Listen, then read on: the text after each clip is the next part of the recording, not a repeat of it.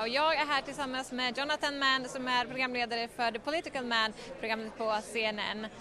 I was just saying that we are at Donald Trump's victory party. Is there any chance this will actually be a victory party tonight? Well, there's always a chance, but the polls have been unanimous, especially the final polls, projecting that Clinton would have a lead of between 3 and 6%. 3% isn't much. Some of the polls put Trump and Clinton within the margin of error, but most polls are unanimous. Those are the national polls. Statewide, when you look at the crucial states and the ones that are leaning one way or leaning the other way, it's a pretty good bet that Hillary Clinton will end up winning.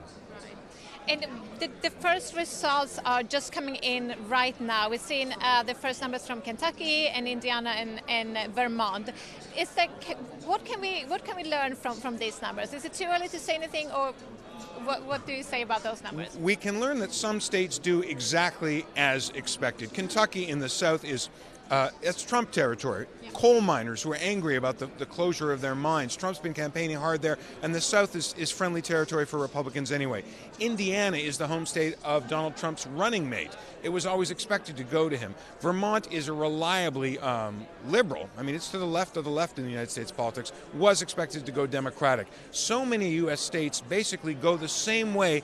Every presidential election, we generally pay attention to swing states, the states that are a little more unpredictable, and we're really waiting to hear from them. Yeah, we've been talking a lot about the must-win states, especially for Donald Trump, and we've been talking a lot about Florida, but what are is there any state which one would you say that is the most important and why? Well, I think Florida is a really good example, and it's going to close in just about an hour's time.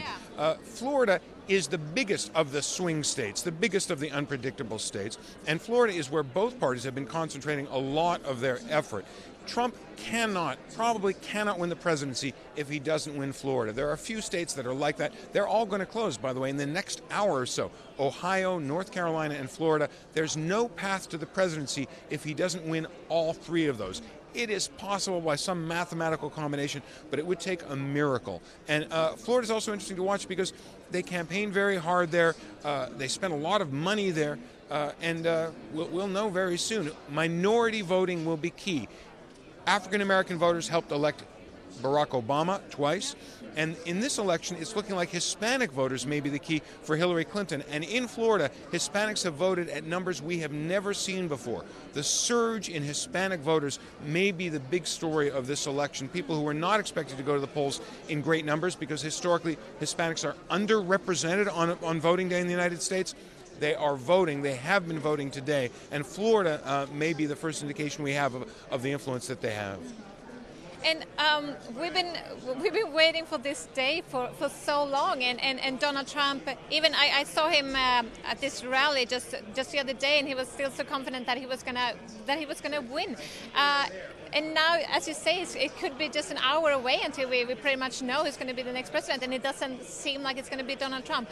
What kind of Donald Trump will we see here on the stage behind us if he's not the winner tonight? I'm really curious, and in fact, if you notice that the hall behind us is pretty small. We were talking about this. When Barack Obama was elected president, they had his victory party outdoors, and he had 200,000 people. Yeah. This hall would not. There isn't room for 2,000 people. So it gives you an indication that they're not expecting a celebration.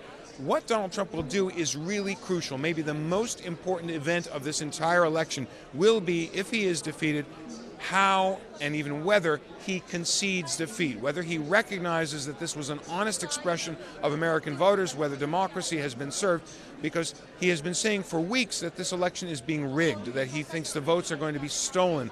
And at one point he even mused about not accepting defeat. Legally, he has no control. If he is defeated, he is defeated. Hillary Clinton will be the next president. But he still has very, very passionate supporters, many of whom believe that the election is likely to be stolen.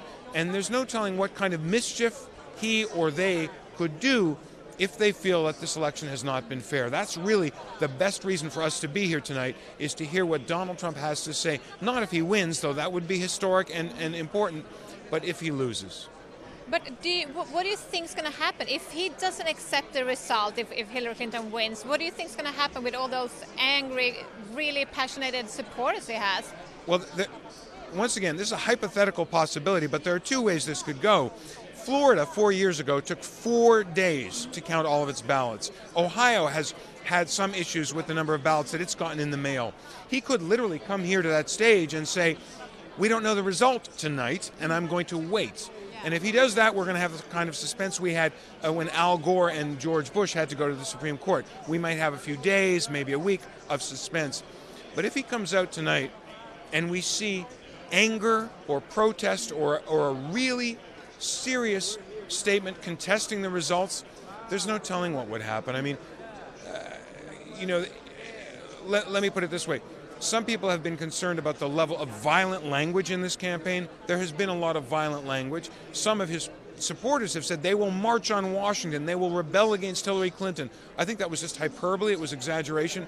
But it only takes one or two people to generate violence. And so I don't think that's a very, very likely possibility, but it is a serious, if remote, possibility, and much will depend on what Donald Trump has to say here tonight. And so far in this election, like every time I interview you, we talk about this, it's always something new, something weird going on, and how we talk about how unusual this election is. So far, how will you remember this whole election? I'm going to remember it as a great disappointment to the people of the United States. I mean, even CNN's polling this evening found that more than 60% of Americans, more than 60% of voters have an unfavorable view of Donald Trump. Astonishing. More than 50% of voters have an unfavorable view of Hillary Clinton. This is a country, like every democracy, that wants to be proud of its leaders, that wants to be proud of its government. And people are angry and they're disappointed and they're basically exhausted by the experience of watching these two candidates hammer away at each other. They didn't like the candidates, they didn't like the campaign, and tonight I think everyone is hoping that it will at last be over.